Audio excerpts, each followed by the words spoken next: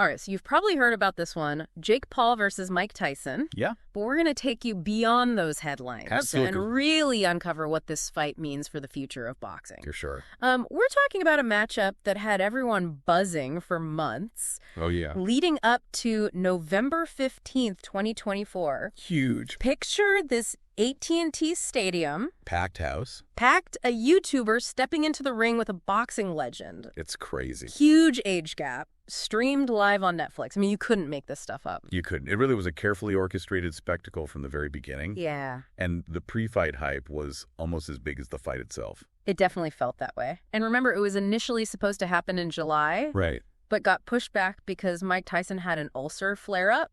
So you can imagine the tension building all those extra months. Oh, yeah. Everyone wondering, will it live up to the hype? Did it deliver on the spectacle? And was it even a legitimate fight? Right. What did each fighter bring to the table? To understand that, you have to look beyond the surface. Okay. You had Jake Paul at 27 years old representing this new wave of influencer boxers. Interesting. His whole career has been built on social media, attracting a younger audience, maybe less familiar with boxing. Makes sense. On the other side, you have Mike Tyson at 58, the old guard. Right. A massive name with a legendary past.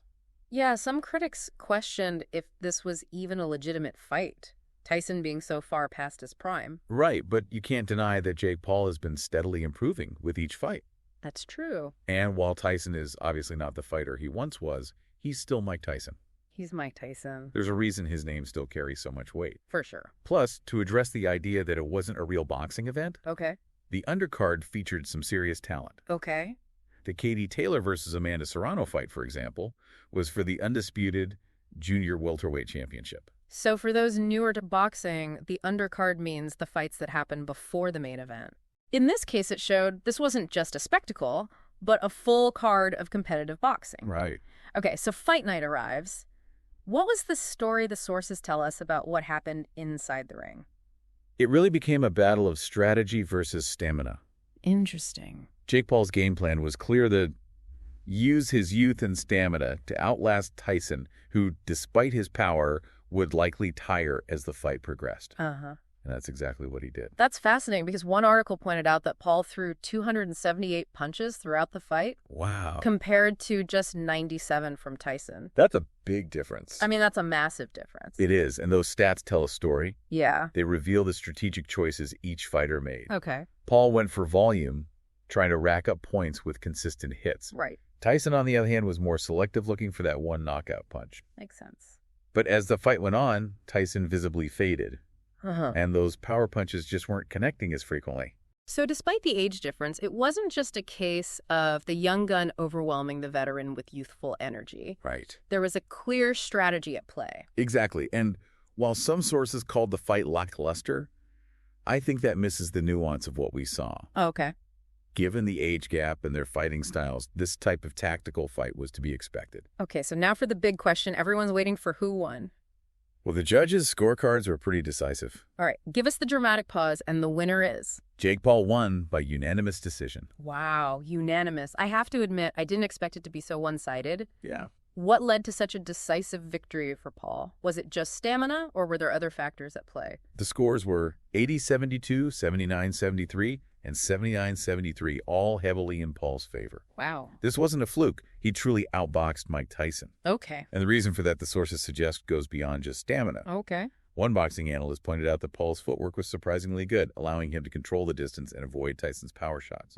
So it sounds like Paul really did his homework and came in with a solid game plan. He did, and you have to give him credit for that. He absolutely did, and I think that's where some of the mixed reactions came from. Yeah. Some people saw it as proof that Jake Paul is evolving as a boxer. Right. Others, maybe those more attached to Tyson's legacy. Yeah. Focused on his decline, perhaps unable to accept that the aging legend could be outmatched by a younger, less experienced fighter. Yeah, that makes sense. I can imagine it being tough for some fans to watch their hero lose. For sure. Especially to someone like Jake Paul, who came from outside the traditional boxing world. Exactly. And let's not forget the sheer spectacle of it all. Oh, yeah. The influencer hype, the Netflix streaming, the massive audience. Yeah. It all added to the complex mix of reactions. Speaking of reactions, one thing that jumped out at me from the sources was the talk about this fight being a potential turning point for boxing. Yeah. Some argue it was a farce that cheapens the sport, Right. while others see it as a sign of progress, bringing in a new generation of fans. What's your take on that? That's the million-dollar question, isn't it? It feels like it. And I think it's a question you need to consider as well. Okay. Does this fight, with all its hype and non-traditional elements, enhance boxing's appeal or detract from it? Does it open doors for new talent and expand the audience, or does it compromise the sport's integrity? It's interesting because on one hand, you have this massive viewership on Netflix, Right. a platform known for its accessibility and global reach. For sure. 60 million households tuned in. That's huge. That's massive. And it's not just the numbers, it's how those viewers experience the fight. Right. Streaming offers a level of convenience that traditional pay-per-view just can't match. You got that right. People could watch on their phones, laptops, smart TVs, wherever they wanted. Exactly. That's a key point. Yeah. It changes the whole game in terms of who's watching and how they're engaging with the sport. Yeah. And for a sport that's been struggling to maintain its relevance in a changing media landscape, that kind of exposure is invaluable. But on the flip side, does this type of event, with all the influencer hype and spectacle, overshadow the actual sport? Right. Does it alienate the hardcore boxing fans who value technique, strategy, and the history of boxing? Sure. Are we sacrificing substance for entertainment? It's a valid concern, and it's a tension that boxing has been grappling with for a while now. I see. This fight just brought it into sharper focus. Yeah. You have this clash between traditionalists and those who embrace this new era of entertainment-driven boxing. It's like that debate in music between selling out and reaching a wider audience. Is there a way to do both? Can boxing evolve without losing its soul? That's what's fascinating here. This fight wasn't just about Paul versus Tyson. It was about boxing's identity in the 21st century. Okay. Can it balance the raw athleticism and technical skill with the entertainment value that attracts a broader audience? It's a tightrope walk for sure, but maybe fights like this, as controversial as they are, force us to have those tough conversations and figure out where we as fans stand. Exactly. It's about finding that balance, honoring the past while embracing the future. Right. And maybe, just maybe, fights like this can help us do both. Yeah. It's a tricky situation for sure. And thinking about it, it's not just boxing that's changing. Right. The way we consume sports in general is evolving rapidly. Absolutely. Streaming is becoming the dominant force. For sure. And that has huge implications for all sports, not just boxing. Absolutely. It's a complete paradigm shift. Yeah. Traditional broadcasters are scrambling to keep up, and platforms like Netflix are seeing the potential to disrupt the entire sports industry. You mentioned Netflix, and their success with this fight was undeniable. Yeah. 65 million concurrent streams at its peak. Wow. That's a game changer. It is. It shows the power and reach of these streaming platforms. Absolutely. Remember how we used to be tied to cable packages and specific channels to watch our favorite sports? Yeah, those days are fading fast. Yeah. With streaming, we have more choice and control than ever before. Yeah. We can watch what we want, when we want, and on whatever device we choose. It's empowering for viewers. It is. But I imagine it creates new challenges for leagues and organizations. Right. Trying to reach their audiences in this fragmented landscape, how do they adapt to this new reality? It's a delicate balancing act. Yeah. They need to maintain their existing fan base. Right. While also appealing to new viewers who might be discovering the sport through streaming. Right. And let's be honest, it's not just about convenience for viewers. Okay. For streaming platforms, it's about the money. They see live sports as a way to attract and retain subscribers. That makes sense. Live sports are still one of the few things that can reliably draw a massive audience at the same time. For sure. And in the streaming world where competition for subscribers is fierce, that kind of event is pure gold. You hit the nail on the head. Right. It's all about capturing eyeballs and keeping people glued to their screens. Right. And sports, with their unpredictable drama and communal viewing experience, are a perfect fit for the streaming model. So where do we go from here?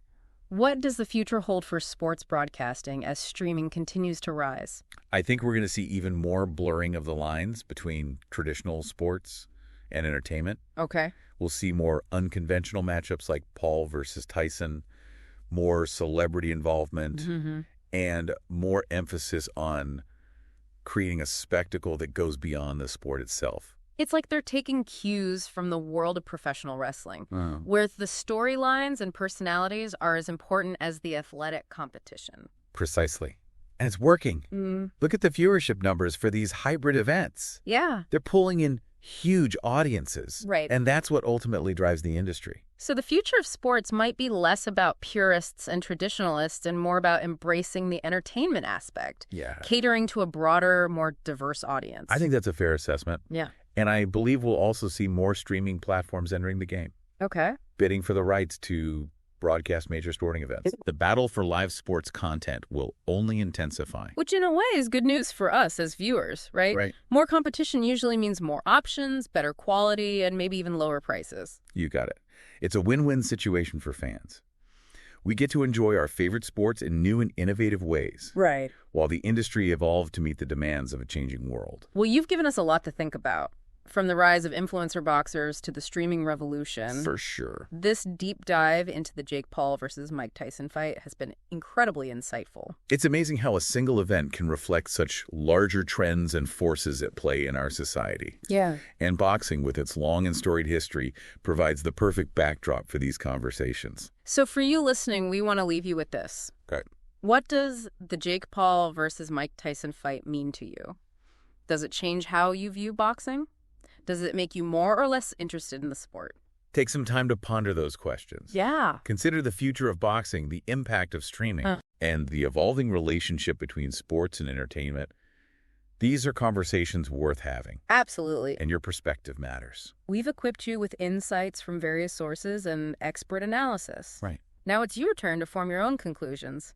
As always, we encourage you to continue exploring these ideas. For sure. And engaging in these important discussions. Remember, the world of sports is constantly evolving, and it's up to us as fans and consumers to shape its future. That's a good point. So keep exploring, keep questioning, and keep learning. Thanks for joining us on this deep dive. Until next time. Today is your lucky day. Today is the day that our $3 website works for you, paying you directly to your PayPal daily. Imagine $3 ongoing continuous payments to your PayPal account. Imagine falling asleep and waking up to $300 in your PayPal account. How would this make you feel? How could this help you? What bills could you pay? What kind of fun could you have? What does that retirement look like now? All for a one-time payment of $3. This website is DFY done for you, fully built and completely hosted, and never stops collecting payments for you. You have spent $3 on coffee on a regular, but that coffee won't help you create multiple streams of income. Click the link below.